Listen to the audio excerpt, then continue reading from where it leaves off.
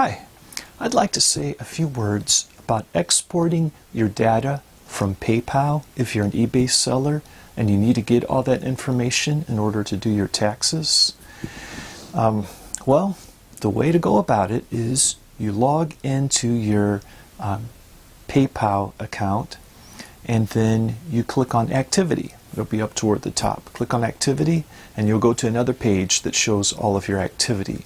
And up at the top of that, over to the right, there will be something to click on that says Statements. If you click on Statements, a few options come down to choose, and you'll be choosing the one that says something like Export Activity. And you click on that, and it'll take you to another page. And then you'll have some options for what you want to export. And you'll have a date range, and basically if you're doing this all at once for the entire year, you'll choose January 1st until December 31st. And then there will be like what you want to export, how much data. And I normally export balance affecting data. You know, anything that happens in PayPal that affects my balance, that's what I'm exporting.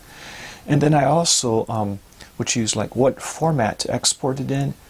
Several different things will work. I normally choose CSV, I think it is, and that normally I can normally open that up in a spreadsheet, and all the information is formatted nicely. So once you do that, and you click on download or export this information, normally it'll say that it's going to take a while, and then they'll send you an email. So I wait for the email, and when I receive it, I come back and the information's ready, I download it, and then I have it on my computer. Now I'm going to need to open up that information in the Spreadsheet program, and you'll need to be somewhat familiar with spreadsheets to work with the data, and it'll take a little work just sorting it and getting from it what you need. But you can use a spreadsheet program that might already be on your computer. Perhaps you have Excel, or you might download OpenOffice, which is a free open source program that includes a spreadsheet in it, or you could even open it up with Google Sheets, which is free. But once you open it up, then depending on how much activity you had, there could be like lots of information. And normally the first thing I'll do is I'll delete some of the columns that I just don't need.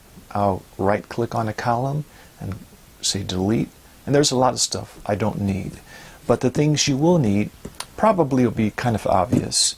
It might be good to keep the dates, the person who's doing the purchasing. There's a to and a from column, and they have email addresses in it. Like everything in the to column, that's your email address, those are all payments made to you. So keep the to and the from column. Of course, keep the dollar amounts for the sales, the fees, the shipping, and delete things that just you think that you probably won't need. And then you're probably going to like save that spreadsheet file as something different. So if you do make a mistake, you can come back and open it up again. It's not like you're deleting that information forever, but it's probably something you don't need, and you can just eliminate it to help get a better handle on all of that data and work with it a little easier, just eliminating the clutter. Then probably the next thing I would do is I would just want to see all the payments made to me, which would be sales from my eBay store or Bonanza. Just basically payments made to me are going to be sales, most likely. So what I will do next will be to sort the data. So I'll click on the to column, which has the email addresses that the payments are made to. So if the email address in there is someone else's, then that's probably a payment I made to someone else. But if it's my email address, then that's a payment someone made to me. So I'll click on that column, and I'll go up to the top, and in the menu somewhere, it might be under View, or it's different depending on the spreadsheet program. And I'll click on, I'll find Sort, the option to sort the information. And I'll sort all the data based on that column, and I'll want it to be sorted in alphabetical order. And that'll take all of the rows of my sheet and put them in alphabetical order based on that column. And that way, all of the rows that are to my email address are all arranged together now.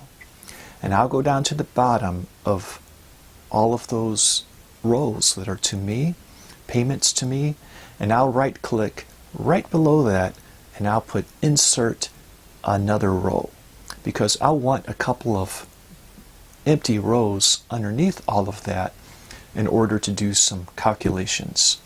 And then the next thing I would do is maybe find out what's the total sales made to me, and that'll be pretty obvious to see. There'll be total sales, there will be the PayPal fees, there'll be like what I receive after PayPal fees, and then further to the right there will be like shipping charges. Now in the total sales include the shipping charges, and then that's because that totals the total money coming in. But then if you want to see what were just the shipping charges, that's going to be included as well. At least it is for me. Now if you do free shipping or something different, it could be different for you. So the next thing you need to do is you need to do a calculation. So at the bottom of, let's say you want to get the total incoming money, you would do a calculation in that cell in that little block at the very bottom, and it might be something like an equals sign, and then you would do you basically here I'm getting into like some calculations for spreadsheet. You're wanting to add everything in that column, all of the money, and you want the answer to be put in right below it. And probably rather than try to explain just how spreadsheets work, and this is all pretty simple, you might just want to take a quick tutorial, if you're not familiar with it, on just an introduction to spreadsheets. And they're pretty neat, and it's pretty easy to get totals and use them to figure out things. But basically from your spreadsheet, you can sort the two columns also, if they're to somebody else, like if you pay for shipping through PayPal, you're going to have a lot of two columns, two rows that are to like the email address that you're paying shipping to through eBay. And you can figure out all of those costs. And so basically you're just going to be arranging and sorting, and when you come across something that's not business related, you can just right click on it and delete it, and you just get all of your information together, and you can and that's how you get your data that you'll need to use for your taxes. And then some things you may not pay for through PayPal. You might use a credit card or something like that, and in those cases you'll need to get that data somewhere else through saving receipts or through looking at your credit card statements or something along those lines.